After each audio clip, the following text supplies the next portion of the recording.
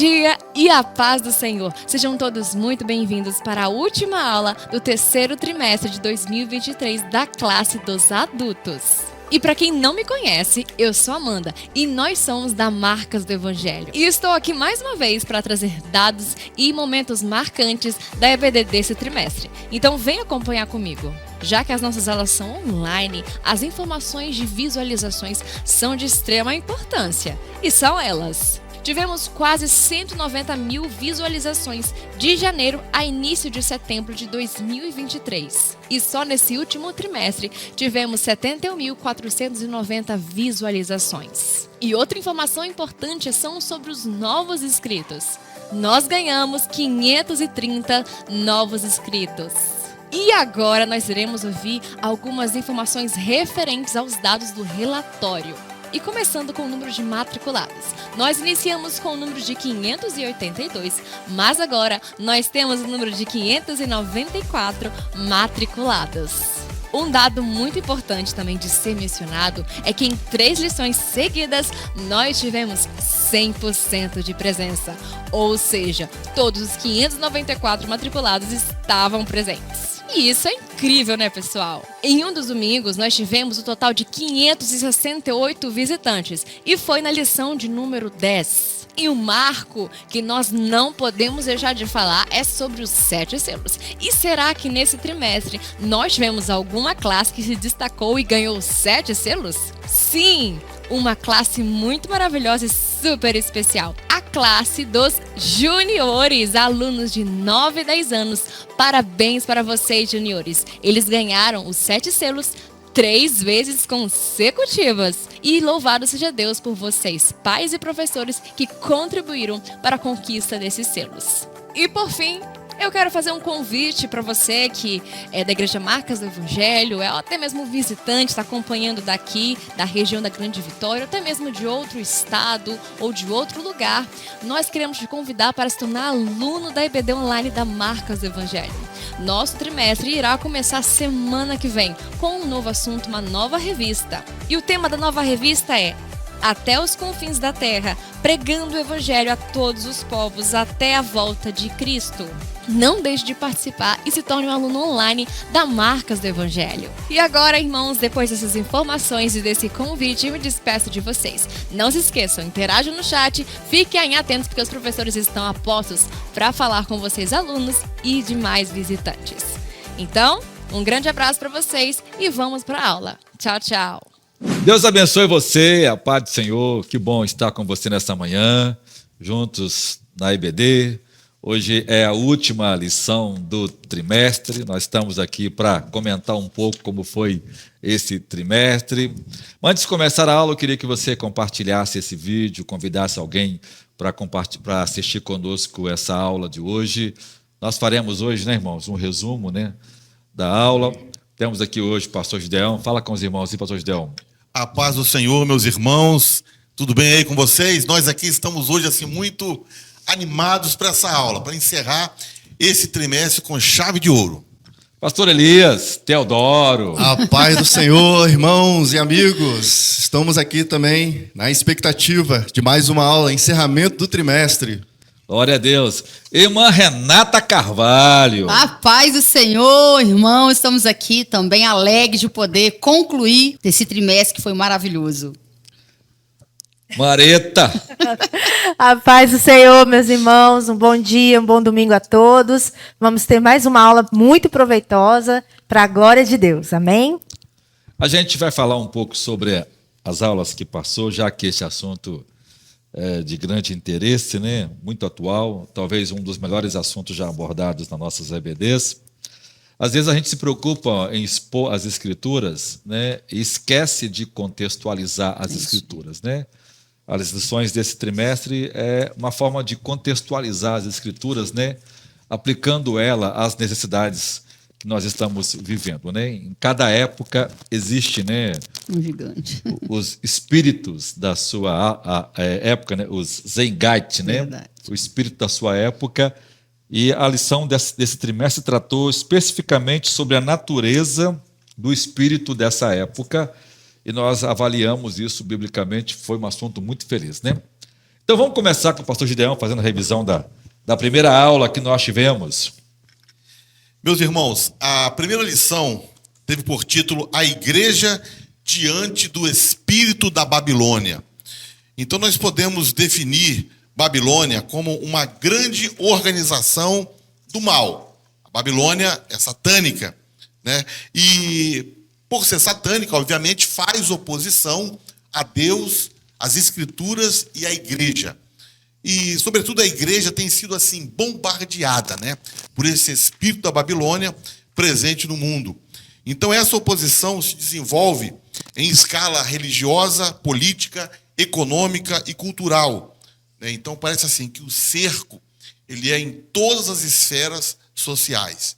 O espírito da Babilônia está permeando toda a humanidade e de todos os lados vêm ataques a todo momento, a toda hora, né, contra a igreja do Senhor. Então, em relação à religião, a gente pôde ver nessa aula, né, que o espírito da Babilônia faz com que as pessoas sejam seduzidas pela prostituição espiritual. E quando a gente pensa em prostituição espiritual, a gente se remonta também às Escrituras, né? Nós sabemos que no episódio lá de Números, capítulo 25, o próprio povo de Deus, o povo de Israel, né, teve ali 24 mil pessoas que foram mortas por causa de uma praga, né, por conta da prostituição espiritual, né, na chamada, né, o local Baal Peor. Então, nós sabemos que isso é uma coisa assim, né, horrível, e hoje isso também acontece. E o que está acontecendo hoje, né, através dessa prostituição espiritual que está no meio da humanidade, né, a gente vê pessoas egoístas, amantes de si mesmo, amantes, né, dos deleites, dos prazeres ilícitos, prazeres, né, devassos. Então o homem ele se volta através desse espírito da Babilônia para duas coisas, né? Primeiro, para um ecumenismo, pensando em religião, não a verdadeira religião, né, a religião cristã, a religião bíblica, mas ele se volta para o ecumenismo, ou então ele se volta para o humanismo, né, que, conforme a gente viu, também é uma forma de religião, mas que tem o homem, né, como centro.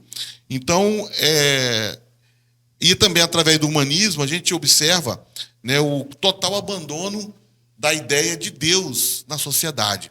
Isso vem acontecendo em escala gigantesca. Né? Então, até a famosa frase, né, do Nietzsche, né, Deus está morto. Então, quer dizer, se você retira Deus da sociedade, da vida das pessoas, o que sobra? Tem que reconstruir. E uma reconstrução, né, sem a presença de Deus. Na verdade, né, sem Deus, sem civilização. Né? Isso aí.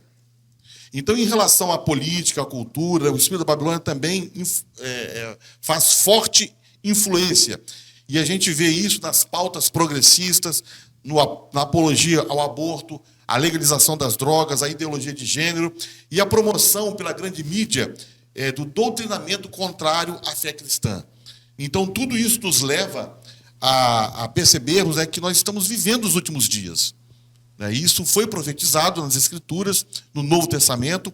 Então, vivemos os últimos dias da Igreja do Senhor aqui na Terra. Por isso, todas essas coisas estão acontecendo. Isso é o espírito do anticristo, né, que permeia toda a humanidade. E eu quero concluir citando aqui Judas capítulo 1, versículo 3, né, quando Judas diz: Amado, procurando eu escrever-vos com toda diligência acerca da salvação comum, tive por necessidade escrever-vos e exortar-vos a batalhar pela fé que uma vez foi entregue aos santos. Então, não é o momento de nós esmorecermos, não é o momento de nós abaixarmos as nossas mãos, mas batalhar pela fé. Até que o Senhor venha buscar a sua igreja, temos que batalhar pela fé. E a luta tem sido grande. É verdade. Verdade. Você pode acompanhar com a sua revista aí, a lição 2, então. A irmã Renata vai falar sobre a deturpação da doutrina bíblica do pecado. Muito bem, irmãos, essa foi, né, uma aula maravilhosa e, na verdade, depois, né, da apresentação geral da lição 1, foi a lição que sustentou todas as demais tentativas de desconstrução de conceitos importantes, bíblicos, que nós fomos vendo durante o decorrer da lição. Por quê? Porque o pecado é a teologia principal que, uma vez a tentativa de desconstruir ou de relativizar, se eu consigo desconstruir ou relativizar o conceito bíblico de pecado, todas as demais consequências ela fica sem sentido. Então, o que o diabo tem feito, né? O mundo já jaz mesmo no maligno, jaz no pecado. O pecado, ele tem por essência ser uma agressão principal a Deus, já que é uma transgressão à própria lei de Deus, ao mandamento de Deus. Então, qual é a tentativa que foi narrada aqui? Tentativas de filosofias modernas, como nós vimos a própria teologia social do pecado, atribuir a consequência e a própria função do pecado a questões sociais, como pobreza, misérias, injustiças sociais. Quando eu digo que o pecado deriva disso, eu começo a dizer, então, que o problema dele não é tão espiritual, não há necessidade de redenção, então eu vou atacá-lo com estratégias sociais, né, de acertar problemas sociais. E o pecado nunca foi um problema social. Quando eu faço isso, eu também minimizo a questão da responsabilidade individual. Se o pecado é social, então o Estado que vai dar conta. Então eu não tenho um problema. E o diabo sempre quer quebrar a culpa e as consequências desastrosas e danosas do pecado. Vimos a teologia da libertação, essa tentativa, né, social, marxista também, de, na verdade, levantar aí militantes que também vão apresentar aí falibilidade de estruturas governamentais, do Estado, ou seja, tudo isso tirando a característica principal do pecado, a maior malignidade, que no final das contas é se levantar e se rebelar contra a lei de Deus. Essa é a essência maligna do pecado, que foi tentada, né, a gente mostrou aí durante a lição 2, a própria tentativa na teologia do liberalismo de colocar a razão acima da revelação, dizer que os próprios milagres que Jesus evidenciou para os nossos dias são mitos. E veja, quando eu falo isso, né, o cessacionismo também, por que não dizer que ele é fruto também, levado à última consequência dessa racionalidade? Então veja, de toda sorte nós vemos o diabo tentando, né, engendrar uma forma de tirar o conceito bíblico do pecado. A Bíblia começa com a criação e logo no enredo vem a queda. Daí para lá, a gente vai ver toda a história da humanidade penalizada, sofrendo as amarguras dessa consequência desastrosa do pecado. Perfeito. Então, a ideia do mundo é normatizar, Normatizar, né? Até institucionalizar, pastor. O pecado. Isso aí. Né? Ou seja, o mundo, o sistema é contra Deus. Né? A ideia do espírito do anticristo é se levantar contra tudo aquilo que pertence a Deus, né? Então, contra a palavra de Deus, contra os princípios da palavra de Deus. Nós vivemos uma cultura que que nasce, né, da cultura cristã, e essa cultura é odiada, né, por aqueles que nasceram dessa cultura. Né? Se essas pessoas tivessem nascido em outras culturas, elas jamais teriam a liberdade de se opor às culturas aonde elas nasceram. Né? Se elas nasceram numa cultura budista, elas seriam, né, rastreadas e extinguidas da sociedade. Né? Se elas tivessem nascido numa cultura muçulmana, né, ela estaria extinta. Né? Mas como ela nasceu numa cultura ocidental, onde a liberdade é um dos princípios, né, advogado pela Escritura, ela pode se opor, inclusive, à própria verdade e à própria vida. Ou seja, é um sistema engendrado que se alimenta da cultura cristã, porque essa liberdade é a cultura cristã que dá, mas se eles matarem a cultura cristã, eles também morrem juntos, porque eles não podem viver sem o padrão da palavra de Deus. Agora é o ponto 3, o perigo do ensino progressista. Bom, então eu vou tentar aqui fazer um breve resumo a respeito desta aula, né, o perigo do ensino progressista. A gente observa, né, que os assuntos são variados e, ao mesmo tempo, eles estão entrelaçados entre si. Né? O tempo todo.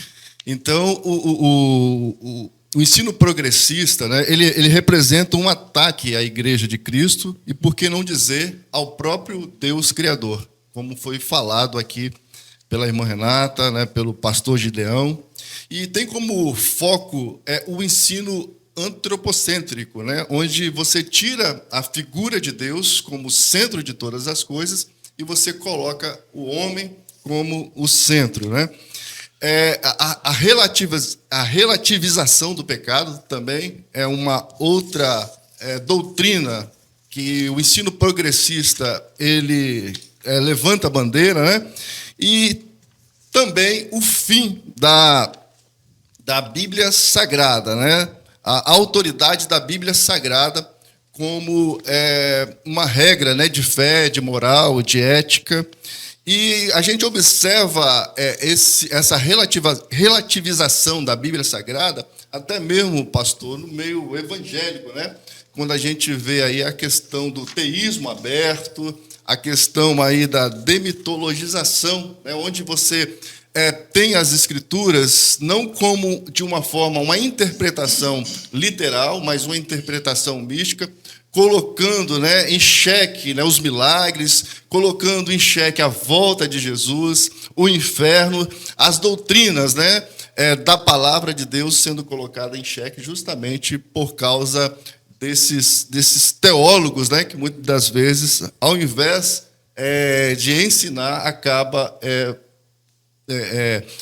desensinando, né, os crentes, né? Então, o progressismo ele é uma antítese, né, da cultura moral, ética, estabelecida por Deus na Bíblia, e isso vem sendo disseminado nas escolas, isso vem sendo disseminado nas faculdades e também na grande mídia, e as grandes empresas têm abraçado, né, essa causa, né, progressista. E para a gente refutar essa doutrina, né, esse ensinamento, o crente ele precisa ter a palavra de Deus como a arma de defesa e ataque e como uma única regra, né, infalível e autoridade final de fé e prática. E isso atrelado a uma vida de santidade. Porque não adianta, né, você conhecer a palavra de Deus, mas você não vive uma vida de piedade, uma vida de santidade.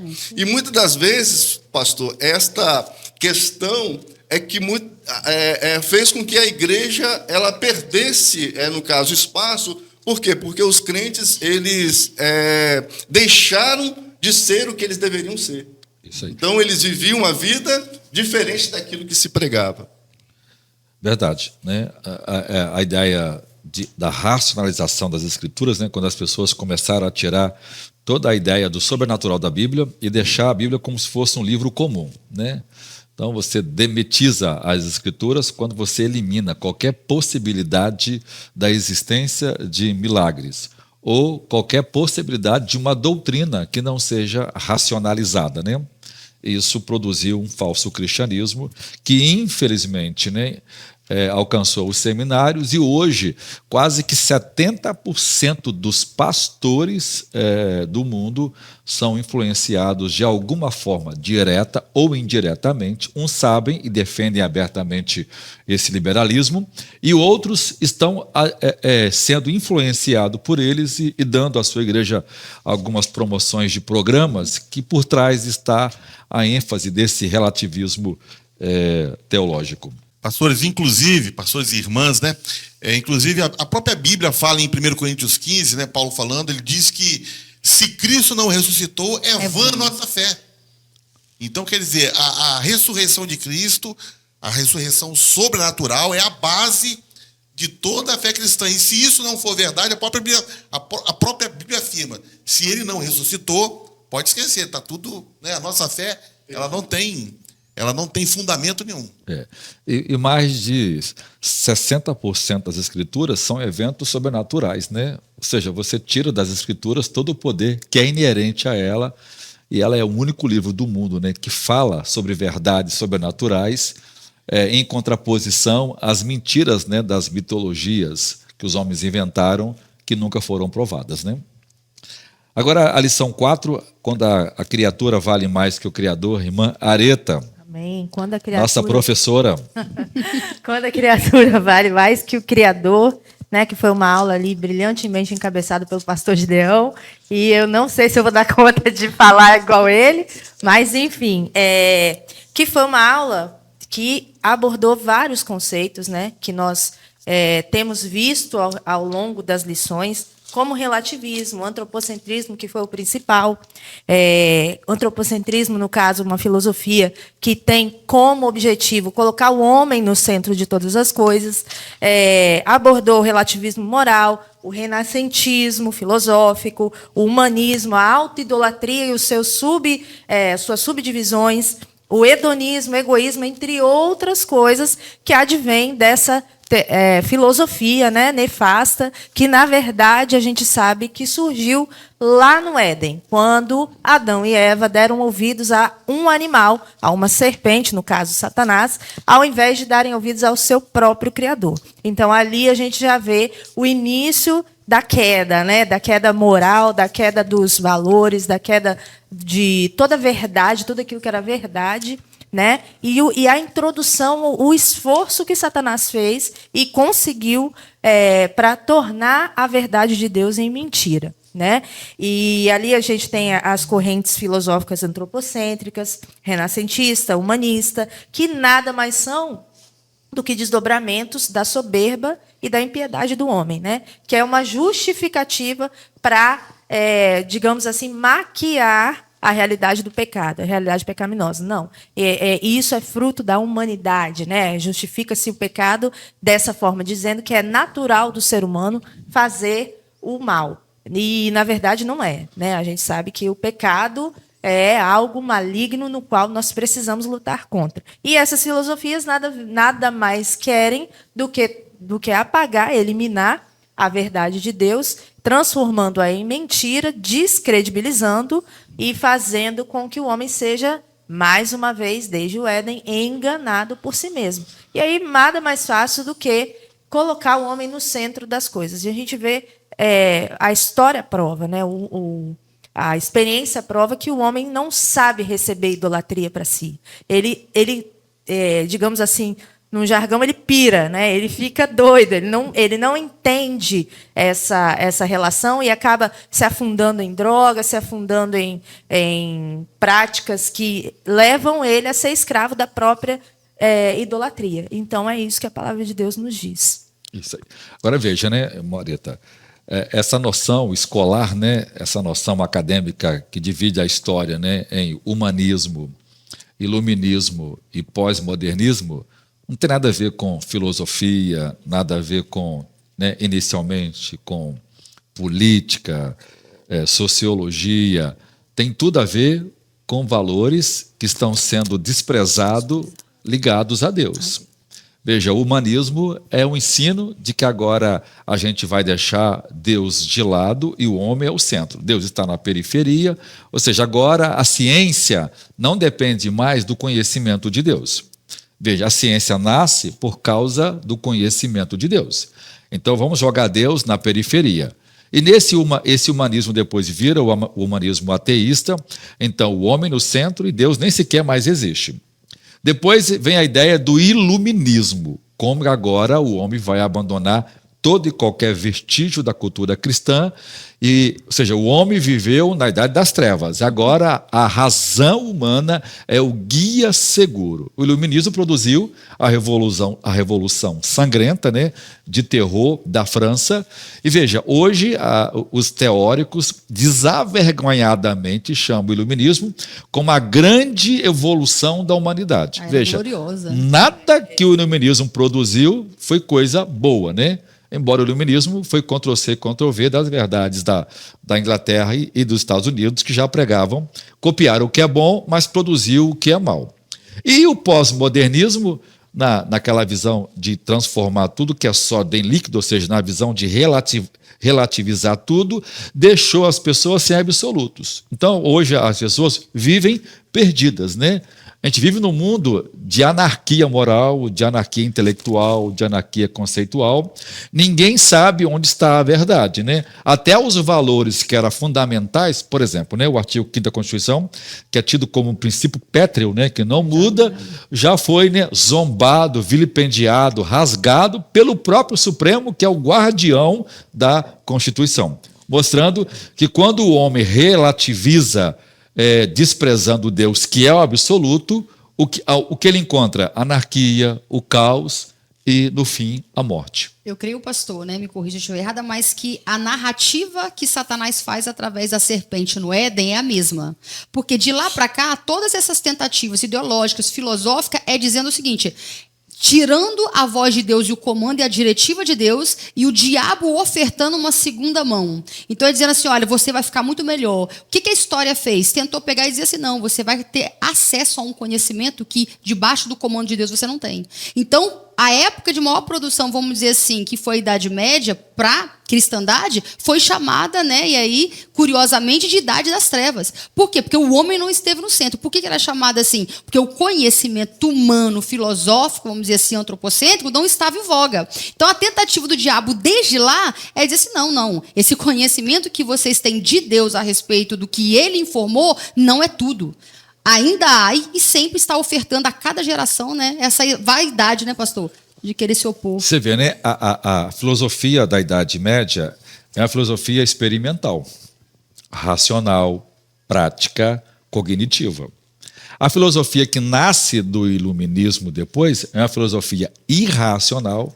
O cara fala coisa que não tem nada a ver, ou seja, é, na verdade, um idealismo, são concepções engendradas na mente humana que não pode ser provada e nem vivenciada no mundo real. E pela primeira vez na história, a gente criou áreas de conhecimento que não mais estão preocupadas em dar resposta satisfatória a problemas reais, né? Criou-se essa aberração. Uma das afirmações, né, do humanismo que assim mais me impressiona é quando eles afirmam o seguinte, né, que Deus, já que o homem está no centro, quem é Deus? Deus é uma projeção do homem. Deus é uma invenção do homem.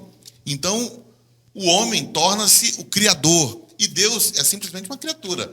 Inverte-se completamente os papéis.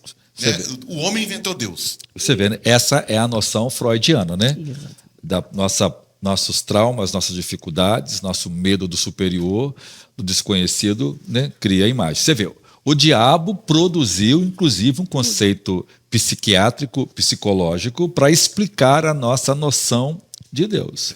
Ou seja, todo o sistema acadêmico que foi criado para estudar, para interpretar e compreender as escrituras, e a partir dela a ciência surgiu, agora o diabo usa para tentar desmoralizar as escrituras e desprezar a crença em Deus.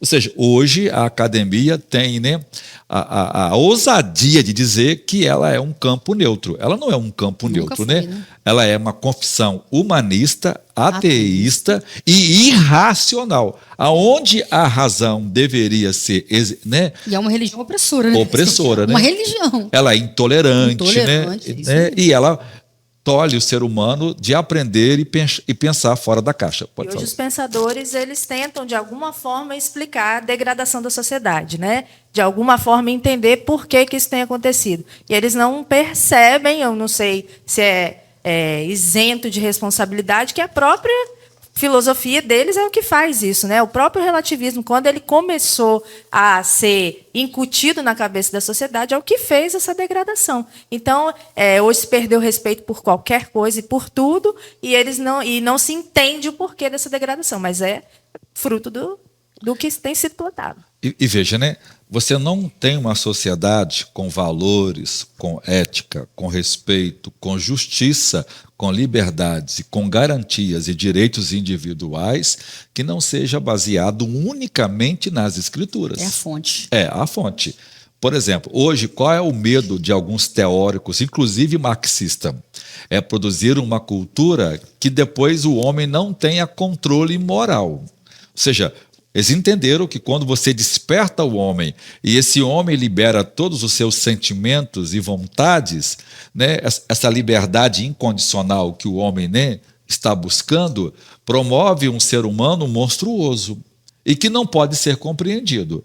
Veja o nível de criança que está nascendo, né? Veja o nível de tratamento que a psicologia tem que dar e ela não consegue, né, abarcar a ajuda, né, porque cada hora surge uma nova síndrome, né, um novo complexo de comportamento. Por quê? Por causa de princípios que foram abandonados. Houve um tempo em que a psicologia, e grande parte dela, proibia o castigo. Hoje está se voltando a enfatizar que o castigo é a coisa mais legal para promover um crescimento sadio, porque dá à pessoa, né, os valores morais que ela precisa aprender, que se ela transgredir, ela vai ter, né, o castigo, que é, né, vamos dizer, né, a punição por aquele erro. Veja, ela mesmo volta a reconhecer uma coisa que ela diz que era errado. Ou seja, ela não consegue se firmar. E a ciência faz isso o tempo todo, tempo ela todo. afirma, depois ela nega, depois volta a afirmar novamente. Então a ciência não é a verdade absoluta. Não é verdade. Sabemos disso. Né? E a Bíblia diz, né, desde pequeno, que o pai tem que pôr os limites, né, desde muito cedo, desde os tempos antigos. Né? Salomão viveu no século IX antes de Cristo. Ou seja, em toda a Escritura isso é enfatizado. Né? E agora a ciência, eureka! Não, precisamos um castigo assim, que são os limites, que aquilo. Ou seja, o que já se é ensinado biblicamente, mas agora tem um outro nome, né? Acadêmico. Por quê? Porque ela percebeu que isso produz uma anarquia, né? Porque, de certa forma, né, pastor, eles dão um poder, né, às filosofias, principalmente socialista, marxista, ao Estado, que eles perceberam que nem o Estado consegue domínio onde não tem uma base mínima de princípios, né? Isso. E veja, né, agora é a lição número 5, a dessacralização da vida no ventre materno, que é a consequência nefasta dessa filosofia humanista, né? Agora a gente está vivendo um momento em que os países que até então não tinham liberado o aborto estão aprovando largamente o aborto. O aborto é nada mais do que o assassinato com requinte de crueldade contra a vida mais sagrada que está no ventre materno.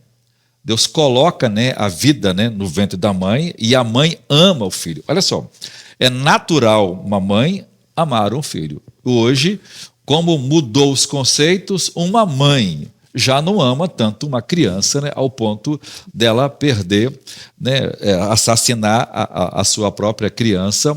E veja, né, nas Escrituras, a vida começa na concepção. Né? Na própria ciência, a vida começa na concepção. Mas no direito prático, né, por causa do pecado humano, a vida só começa depois que nasce, né, depois do parto. Né? E hoje já se fala no aborto pós-parto, para que um pai e uma mãe possam matar uma criança. Ela queria uma menina, veio um homem. Queria um homem, veio uma menina. Ou tenha algum defeito, alguma coisa que não gosta. Veja aonde vai cada vez mais. Então, e os argumentos para liberar o aborto são os mais, né, nefastos possíveis, porque não há justificativa nenhuma para matar uma criança, seja qual for a causa desse aborto. Né? As pessoas hoje estão cometendo aborto porque elas estão vivendo na prática do pecado desenfreada, né? Usando o sexo de forma fútil, de forma aberrante, né? Irresponsável, e elas esquecem que isso tem um custo e elas não querem assumir suas responsabilidades. Olha que ponto, né? Nós chegamos ao ponto da lei respaldar um pecado desse tão terrível. É a cultura do hedonismo, né, pastor? É isso mesmo. É o prazer acima de tudo, né? De tudo, né? Também, pastor, parece-me que há uma agenda, né, para que isso aconteça, uma agenda bem articulada do progressismo, né, para que se possa talvez até reduzir a população, para que se possa começar a implantar o governo mundial, o governo único, né? Porque fica mais fácil quando você tem menos pessoas para se governar, e aí você já tem todo um esquema sendo organizado de limpeza étnica, de redução populacional, e a gente vê isso acontecendo na prática. O aborto, inclusive, é um dos mecanismos que essa agenda utiliza para que isso aconteça. É verdade. E é uma agenda maligna, violenta. Hoje, assim, grande parte dos universitários são convencidos, né, de forma errônea, né, equivocada na universidade, de que o aborto é, né, uma solução, né, é uma questão de saúde, né, e isso Pode falar, irmão. Os especialistas, né, têm dito, né, inclusive ímpios, né, que o número de aborto que já é aberrante, que é assustador, tende a triplicar na próxima década.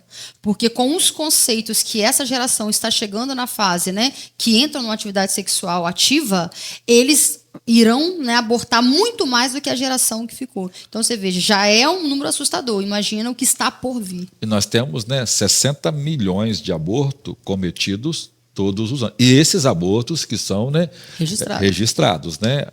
Admite-se, né, que existe quase o dobro de abortos feitos às escondidas, né, que não são dados oficiais, por causa do pecado. Então, se as pessoas querem viver nessa cultura de hedonismo, de relativismo, a cultura é a morte, né? E se uma pessoa é capaz de aceitar a morte de um ser tão indefeso, tão santo como é uma criança no ventre, ela terá condições mais à frente de aceitar qualquer coisa. Vai chegar um momento na sociedade em que as pessoas serão verdadeiros animais, né? Haverá um momento em que a lei não mais poderá, nem o Estado terá força para restringir essa natureza pecaminosa, maligna, corrupta dos seres humanos. Haverá um momento em que nenhum contrato mais será mantido. Não haverá mais nenhuma segurança contratual, pessoal, jurídica, e o mundo vai virar uma selva. Por quê? Por causa da liberação desses valores ou relativização dos princípios bíblicos. A outra lição agora, quem fala? É a aula 6, né? Lição 6, que vai falar sobre a desconstrução da masculinidade bíblica, né? Isso. Então a gente observa aí que os ataques, né, contra a criação de Deus, ela está em todos os seres, né? As crianças, as mulheres e também os homens, né? Então a gente viu nessa lição aí que Deus, no início, ele criou o ser humano e ele definiu o ser humano pelo sexo, né? Ele chamou macho e fêmea, homem e mulher. E designou papéis diferentes para cada um. E estabeleceu, né, como as funções próprias, né, do homem, que é a função dele ser um provedor e ele ser também um protetor.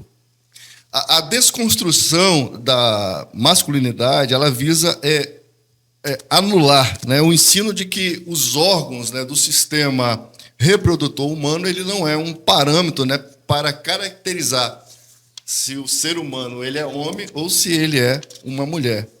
Isso também não definiria a sua sexualidade, né, estimulando uma prática antinatural, onde o homem nasceu, por exemplo, a criança nasceu, se for homem, não podemos chamar que ele é um menino, ele vai construir a sua sexualidade a partir daquilo que ele achar que ele é, né? Da mesma forma, seria mulher.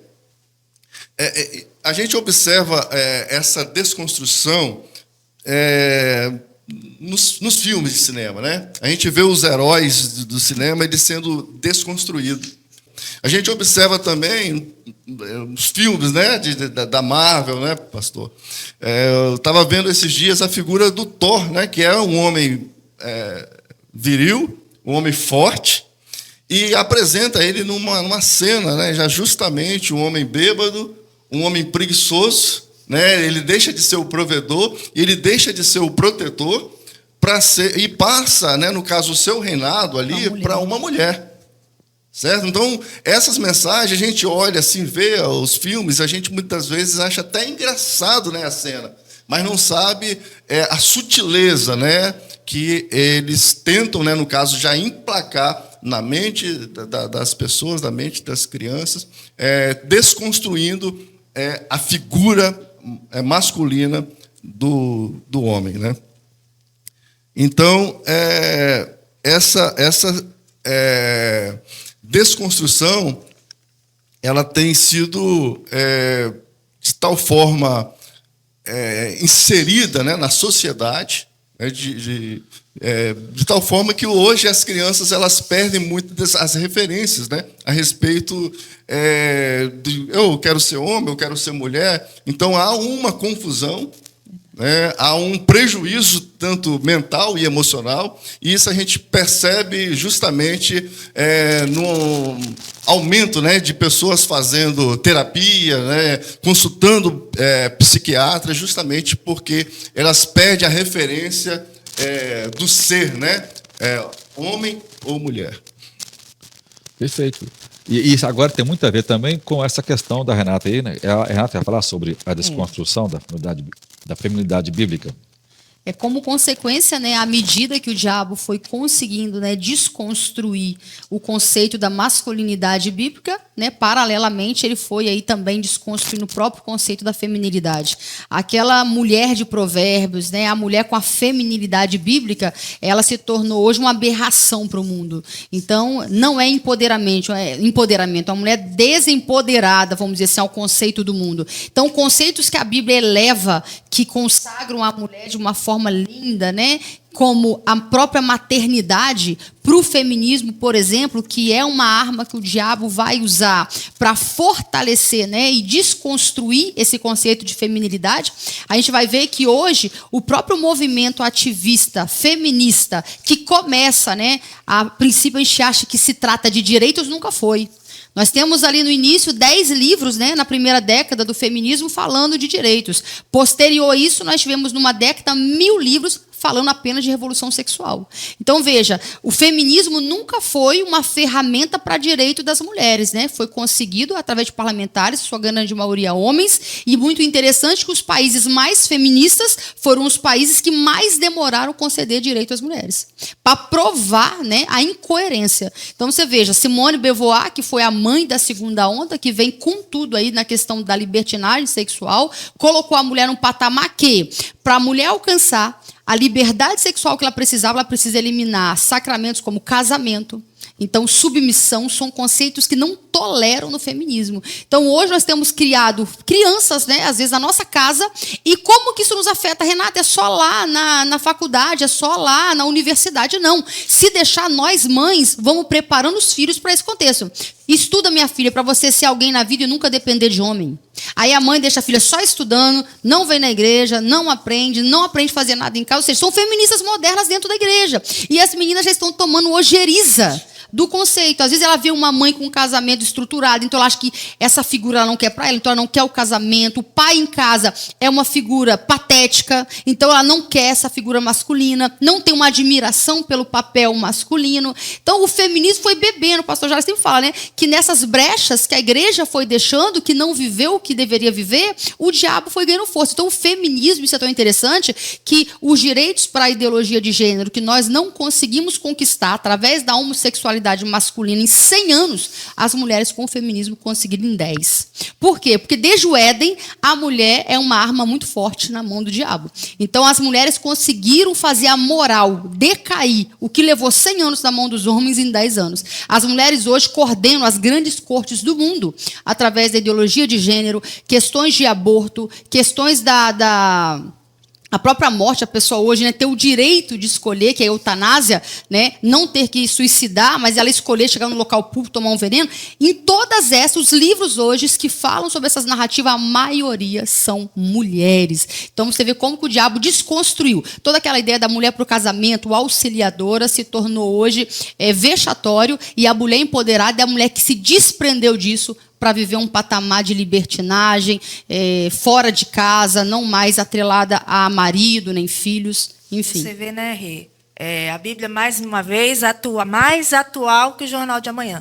Todo reino dividido contra si mesmo não subsistirá. E aí o que o diabo fez? A mulher não é mais mulher, o homem não é mais homem, a criança não é mais criança, a identidade se perdeu, subsiste. E o reino está desse jeito que nós vemos, né? O mundo agora, dessa maneira como nós vemos. Contribuindo aí, né, com o que a irmã Renata falou, uma teoria, né, que o pessoal costuma falar do movimento progressista, que chama-se do empoderamento feminino, certo? Eu estava conversando com um irmão da igreja e eles vendem a agenda deles de tal forma que você tem que aceitar aquilo. Se você for questionar, você acaba sendo cancelado, né? Sendo bombardeado aí. Demitido. Então, esse irmão, ele falou justamente isso. Hoje não é por mérito. Não é. Hoje, por exemplo, se tem um cargo importante, ele prefere dar para a mulher. Eles não querem nem medir se os dois têm competência para aquilo ali, mas simplesmente pela pessoa ser mulher, esse cargo é preenchido por ela, independente da sua capacidade. O Certo? patrulhamento ideológico hoje, né, pastor, e a cultura do cancelamento é uma das coisas que mais vai cercear a igreja no próprio ambiente digital. Então, hoje, as próprias máquinas já são feitas para filtrar os conteúdos. Então, muito em breve, vai chegar um tempo que essa facilidade que você tem hoje aí dá valor, porque está chegando um tempo em que isso não vai ser tão natural assim. Sim, a gente vê assim, eu vejo também um problema de masculinidade, feminilidade. O seguinte, às vezes o homem, ele olha para a mulher com aquele olhar somente de, né, um corpo, né, para o seu prazer. É a chamada, eu até vi a palavra aqui para não falar errado, objetificação, né? É isso? Objetificação, isso aí. Isso aí. Então, às vezes o homem olha para a mulher somente com esse olhar, né? E, por outro lado, a gente vê assim, que muitas mulheres, principalmente adolescentes, que estão naquela fase de muitas descobertas, olham e veem esse tipo de homem, né? E sentem assim, uma completa aversão à figura masculina como um todo. É isso aí. Então, o que é o homem? O homem é alguém que só olha para mim com esse tipo de olhar. Então, isso faz com que elas se voltem cada vez mais para, né, o feminino e cria problemas até na sua identidade. Né? Na sua identidade, e aí ela, né, começa a sentir atração por outras mulheres. Né? Parece uma coisa assim, natural. Né? Então, há esse problema também, né, que a gente tem visto assim, de maneira, né, estampada aí nos nossos dias. Isso advém do protagonismo feminino, né, pastor? Esse protagonismo exagerado, exacerbado, de usurpar mesmo o lugar do homem. A gente vê essa liberação feminina exagerada, a objetificação da mulher mesmo. E a gente percebe, todo machista foi criado por uma mãe, por uma mulher. Então, quem é que está ruindo com a sociedade? Quem é, né, realmente que tem o poder ali nas mãos dessa questão? Então, são coisas a se questionar. Né? A mulher cobra, mas também tem sua parcela de culpa. Sim. É verdade. Não pode esquecer que a ideia do diabo aqui não são as pessoas, não são a ciência, né? Porque isso não é ciência. Você vê, tudo que a sociedade hoje está discutindo gira em torno disso. Você não vê a ciência ou a universidade preocupado realmente com aquilo que é útil. Então, toda a discussão hoje da universidade ficou fútil. Por quê? Porque a ideia agora é só trabalhar contra aquilo que ensina o cristianismo. Ou seja, o único viés ideológico, né, hoje da cultura é tentar desmoronar a palavra de Deus. Mas isso ela o faz de forma inconsistente. Né? Por quê? Porque a palavra de Deus é indestrutível. O diabo vai, né, criar, vai influenciar uns ou outros, mas a verdadeira igreja de Jesus Cristo sempre será firme desse processo. Veja, a próxima lição trata sobre os transgêneros. É uma ideologia de impor, né, contra uma minoria para que aceite um comportamento que é claramente, né, lógico, natural, de que, né, a questão biológica define o sexo. Hoje as pessoas fazem cirurgias, né, mudam, e elas, né, o problema não está nelas quererem fazer isso. O problema está nelas obrigarem os outros a agir do jeito deles. Do mesmo jeito que eles querem ter a liberdade de pensar, eles também deveriam respeitar, por exemplo, o cristianismo de pensar diferente. Se eles querem a diversidade, por que nós não podemos falar contra? Porque, já que a nossa fé não se baseia no que eles acham ou entendem, a nossa fé se baseia unicamente na palavra de Deus.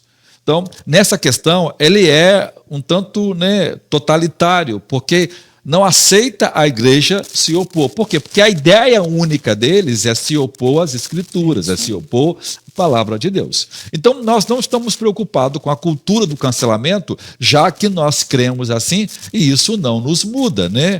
A igreja já sobreviveu a ataques muito mais terríveis do que isso. Agora, essa é a nossa verdade. Nós pertencemos a um reino, nós pertencemos a um rei. Nós não somos desse mundo. Então é natural que a nossa cultura também não seja daqui. Mas a gente, né, ama a Deus e respeita as pessoas, né, e nós não criamos nenhum discurso de ódio, de desprezo, de racismo contra as pessoas. Nós amamos, mas nós não aceitamos a prática pecaminosa de ninguém e nem mesmo do governo, né? Porque nós somos um povo santo e separado. Mas tudo isso, veja, toda essa discussão é para tentar desconstruir a palavra de Deus. Vamos lá, a outra questão aí, tá? Uma visão bíblica do corpo, irmão Gideon. Uma visão bíblica do corpo, né?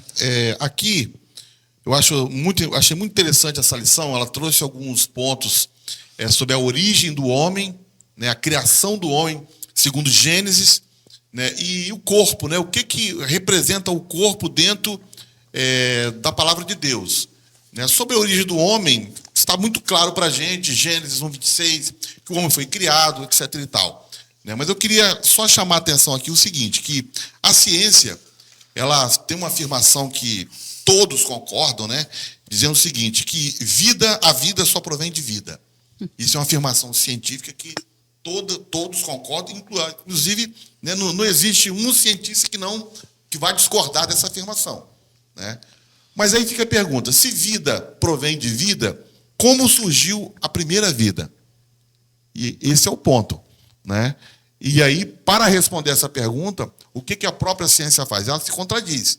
E ela afirma que, para o surgimento da primeira vida, então, a primeira vida surgiu de matéria bruta, né?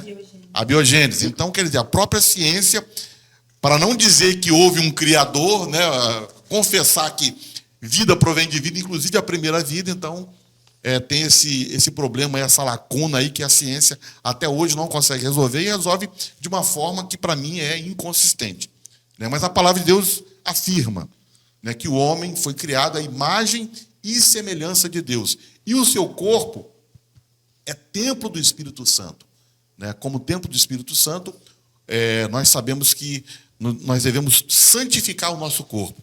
1 Tessalonicenses 5:23 fala, né, que todo o nosso espírito, alma e corpo, o homem por inteiro, por completo, né, sejam conservados irrepreensíveis para a vinda do nosso Senhor Jesus Cristo.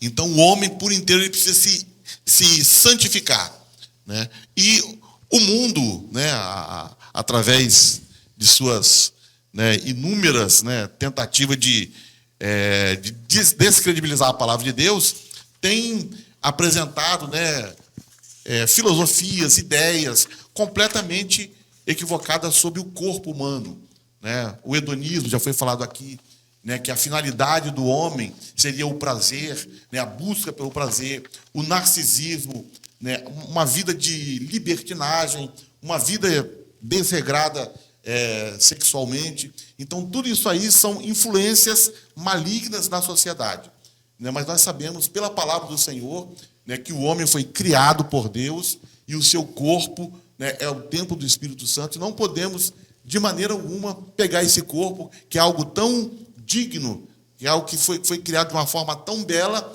e entregar ao pecado e viver de uma forma, né, que desagrade ao Senhor.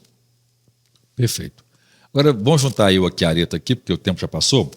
Vamos falar da lição 10, 11 e 12. Um resumo aí, nós dois. Amém, pastor. Das 3 revistas, hein? A renovação cotidiana do homem interior, cultivando a convicção cristã e sendo igreja do Deus vivo. A renovação cotidiana tem a ver com aquela firmeza bíblica, né, da confiança em Deus, do aprimoramento diário por meio das tribulações, da convicção na fé, do amor, da leitura, da meditação e da aprendizagem da palavra de Deus como regra, como prática, como devocional. Na verdade, é um relacionamento pessoal com Deus, né? a, a igreja de Deus, ela é a igreja do Deus vivo. Então, ela é regida pela palavra de Deus, né? Ela é guiada pela palavra de Deus, ela não é influenciada pelo mundo, pelas ideias dos homens, né? Ela é guiada unicamente pela palavra de Deus. E a lição 11 é basicamente esse complemento, né, pastor? Que é cultivando a convicção cristã. Como que se cultiva essa convicção? Na verdade, são a convicção moral, a convicção social, a nossa convicção que é diferencial, e espiritual, inclusive, também, que são diferenciais do cristão nesse tempo, nesse mundo de relativismo, né? Porque nós vemos aí a igreja sendo bombardeada com todos esses conceitos e, para muitos cristãos que não são convictos, que não têm uma vida plena e abundante de comunhão com Cristo, se torna um desafio se manter firme, manter seu testemunho firme, mediante... Fora da aula já, né? Então, a convicção que nós temos é a convicção de que nós somos servos de Deus e que temos que ser o sal da terra e a luz do mundo, né? E isso se dá através de uma vida de comunhão, de leitura bíblica, de entrega, de intenção, de sede e de fome por Deus. E firmeza e constância dão testemunho da fé cristã, enquanto que a falta dessa convicção expõe Cristo novamente ao vitupério e crucifica-o novamente. Então, para isso, nós temos que ter essa convicção realmente em Cristo. A lição 13 trata do mundo de Deus e o mundo dos homens. Vamos, Gideão, dar uma abordadinha rapidinho sobre isso aqui, já que nós já gastamos Na verdade, a lição 12, a lição 13 é o resumo, né, de tudo. Mas fala um pouquinho, pastor, sobre a 13 para a gente.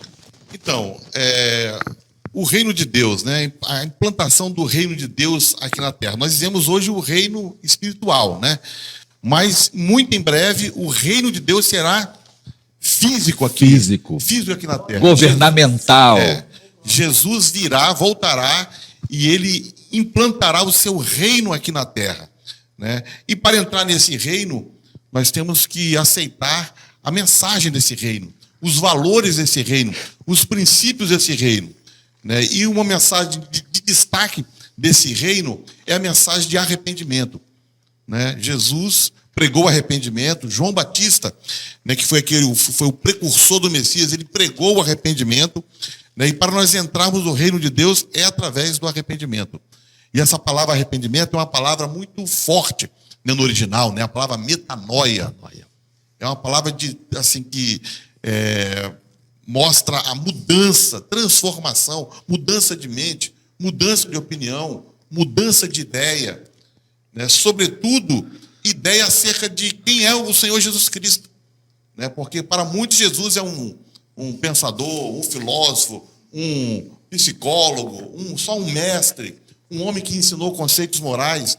Mas quando nós nos arrependemos verdadeiramente, né, Jesus é o Filho de Deus, é o Senhor, é o Salvador, Amém. É o Rei, né? Então, sobretudo, uma mudança de mentalidade acerca da pessoa bendita de Jesus Cristo. Porque ele se encarnou, né? Ele se fez carne, o Deus homem, que veio para morrer, para oferecer perdão dos pecados, né? A história da redenção, ela é muito linda, ela é muito filosófica, ela é muito real, ela é muito prática, ela é acadêmica, né? Porque envolve nele todo o conhecimento de Deus. E veja, o mundo dos homens se opõe ao mundo de Deus. Nós estamos caminhando para a consumação do reino de Deus. E qual é a consumação do reino de Deus? É pegar aqueles que se arrependeram, que creram em Jesus Cristo, e Deus dá o governo do mundo a estas pessoas. Veja, o que o diabo está fazendo? Ele está enganando as pessoas de forma acadêmica, porque o diabo é o pai da mentira. Então ele tornou a mentira acadêmica, universitária, científica, enganou as pessoas que não conhecem a Deus, porque ele cegou o entendimento delas para que não resplandeça a luz do evangelho ao coração delas, e a fim de ensinar conceitos que contrariam a palavra de Deus, a ideia do diabo é tentar extinguir a verdade cristã, como que Deus não tivesse mais ninguém, né, para crer nessa, ao mesmo tempo é perseguir e infligir sofrimento nos crentes e impedir que outros creiam. Então, o que o diabo quer fazer? É impedir que outros acreditem ou confiem em Deus. Mas o diabo esquece de que Deus é superior a ele e que deu o poder à sua igreja, né? O Deus Espírito Santo, a pessoa da Trindade está conosco, a igreja está acompanhada do próprio Deus, né? Aleluia. Então, quem é que defende a igreja? Deus, né? Quem é que protege a igreja? Deus, porque a igreja é dele, né? Então, essa igreja vive no reino de Deus, né? Com as leis, as regras, né? Da lei de Deus. Então, não é nada aquilo que os homens estão ensinando. A igreja é guiada pelos valores do reino, pela palavra de Deus. E veja, né? A Bíblia tem o padrão exato de homem, o padrão exato de mulher, o padrão exato de criança, de pai, de marido, ou seja, de padrão político correto. Ou seja, a Bíblia é a verdade sobre todas as coisas. Nada daquilo que os homens estão dizendo e ensinando é aceito pela maioria. 90% das pessoas do mundo hoje sabe que o padrão de mulher que o mundo criou não funciona. Nenhum homem casado, nenhuma mulher casada com um homem que não é homem de verdade é feliz. E nenhum homem casado com uma mulher que não vive o padrão de Deus é feliz. Ou seja, só existe solução para um casamento pleno, feliz, que vive de acordo com a palavra de Deus. Então, veja, os valores e a prática para a justiça e para a felicidade só existe nas Escrituras. Mas por que o homem não quer isso? Porque o homem não quer se arrepender de seus pecados. Os homens não querem largar a prática da prostituição, da mentira, do adultério, do roubo, do assassinato, da avareza, do amor ao dinheiro. Eles não querem isso. Né? Eles querem viver uma vida, né, no pecado. Por quê? Porque o homem que não conhece a Deus vive segundo a carne, não é isso? E as obras da carne são a avareza, a prostituição, aí isso, né, tem o ódio, tem inimizade, né? E veja, mas aqueles que andam segundo o Espírito, né, é gozo, paz, né, alegria, amor, perdão, fé.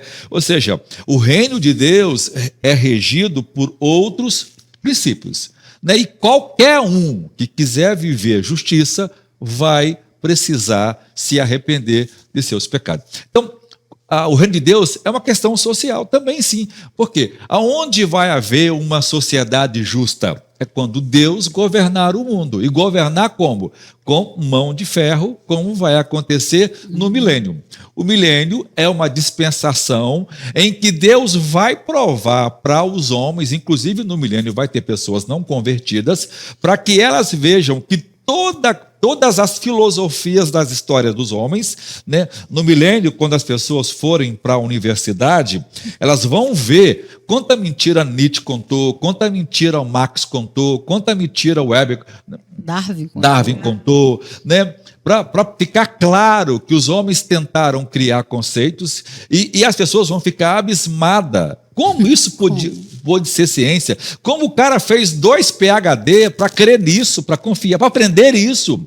Por quê? Porque agora é o governo justo de Deus operando por um tempo para provar. E mesmo os homens experimentando o governo justo, né, no tempo onde não vai haver desequilíbrio social, não vai haver violência, né, não vai haver problema de desigualdade extrema de renda, né? Do tempo em que será um governo de paz nunca experimentado, mesmo assim, os homens vão se rebelar contra Deus, porque o diabo será solto ao final dos 1000 anos e ele vai enganar as nações outra vez, contando mentiras e ressurgindo as mesmas mentiras. Ou seja, a mentira que o diabo contou para Eva é a mesma mentira que contou para todo mundo. Por quê? Porque o diabo não é criativo, né? É enganando as pessoas. Então, eu queria convidar você nessa hora para fazer o quê, Moelias? Para ofertar, né? Para ofertar, tá? Você que está aí, né? Nos acompanhando, assistindo essa aula. Agora você tem um momento aí de estar abençoando a obra de Deus para que esse reino avance, certo? E você pode fazer aí por meio das ferramentas que aparecem aí abaixo do seu vídeo. E temos também aí a campanha, né, irmãs? Dos 1000 valentes. 1000 valentes, é isso aí. São aqueles que vão tomar o reino de Deus à força.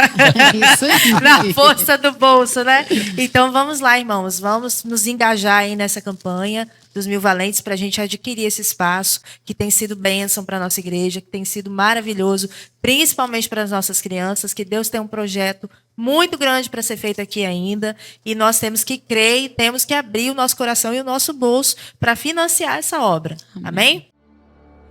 Ó Deus de Israel, eu sei que não vim a este mundo para adorar outro rei.